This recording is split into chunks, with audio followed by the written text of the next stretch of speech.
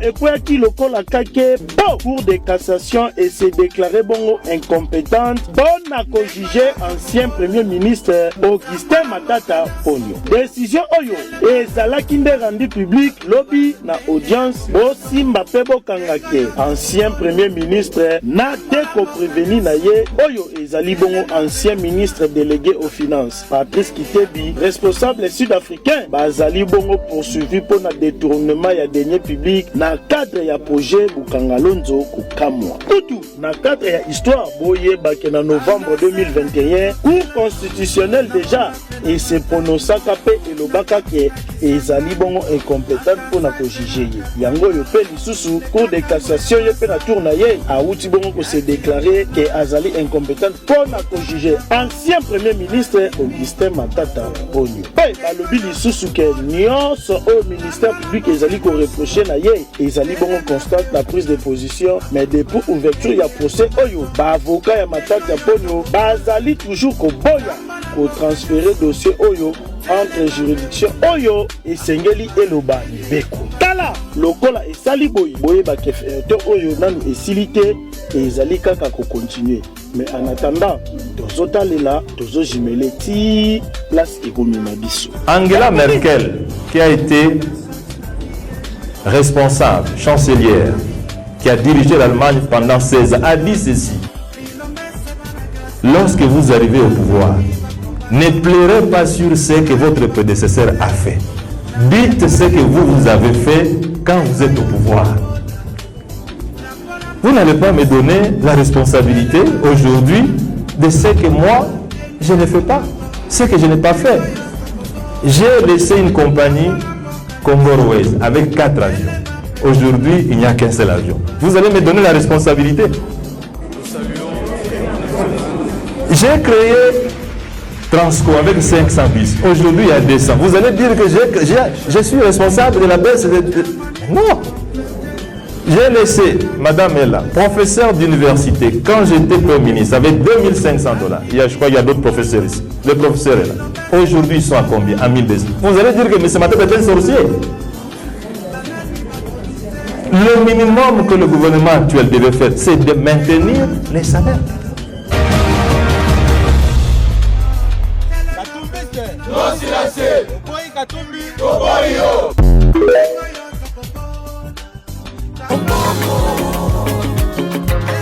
Koko sabwa bongo atabote bana kokana mikukutu panjo bongo Yamingiri kala shikia ni bongo. Tout le monde parce que Salomon n'a pas tué, Salomon n'a pas volé, Salomon ne s'est pas caché. Salomon était dans la ville de Kinshasa et il vivait comme tout paisible citoyen et il a été enlevé comme un malfrat. Et ça, personne ne peut l'accepter. Au nom de la population du Maniema, en tant que député élu dans cette ville, en tant que sénateur en fonction, je voudrais joindre ma voix à celle de la population du Maniema qui demande que Salomon soit relâché et qui demande qu'aucune condition ne soit posée. Nous ne pouvons pas accepter que ce soit toujours le fils du Maniema qui soit la cible de ses pouvoirs. Hier c'était Matata, hier c'était Tambo Mwamba, aujourd'hui c'est Salomon. C'est comme si dans l'ensemble du pays ici, il n'y a que des fils et filles du Maniema que le pouvoir en place ne voit. Et ça, la population du Maniema m'a chargé de le dire ouvertement. Elle proteste contre cette poursuite ségrégationniste contre les fils du Maniema. Un mot de compassion à la population du Maniema qui vit l'insécurité, les tueries, mais aussi les kidnappings ces derniers temps. Bon, bah écoutez, et sur cette question, vous le savez, je suis député, je suis sénateur, député élu, mais sénateur en fonction, et je partage le point de vue de la population qui vit en insécurité. Vous avez suivi dernièrement, un ancien procureur général a dit qu'il a instrumentalisé le politicien congolais. Il a cité Bitika, il a cité d'autres personnes pour dire que ce sont des gens qu'il a instrumentalisés pour mettre la population du Maniema sous la conduite d'un gouverneur qui ne veut pas. Même vous avez suivi plusieurs fois, la population a dénoncé ces gouverneurs. Ils n'en veulent plus. Qu'est-ce que nous pouvons faire? Nous demandons à ce que le gouvernement central puisse prendre en compte les revendications de la population.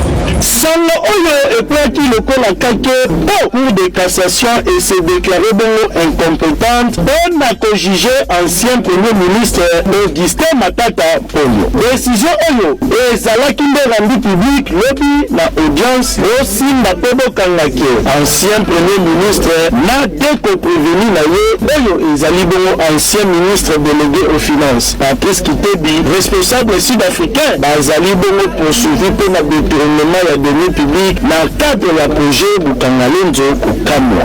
Tout na cadre ya histoire boye baki na novembre 2021 Cour constitutionnelle déjà et se prononçaka pe elobaka ke ezali bongo incompétent pe na kojuge ye. Yango le pe lisusu Cour de cassation pe na tour na ye awuti bongo ko se déclarer que azali incompétent pe na kojuge ancien premier ministre Augustin Matata Ponyo. Balobi lisusu ke nyonso au ministère public ezali ko reprocher na ye ezali bongo constate la prise de position mais depuis ouverture ya procès oyo avocat ya Matata Ponyo bazali toujours ko boya ko transférer dossier oyo entre juridiction oyo esengeli eloba mibeko tala lokola esali boye bakefeto oyo nani esili te ezali kaka ko continuer mais en attendant tozotamela tozojimele ti place eboni na biso.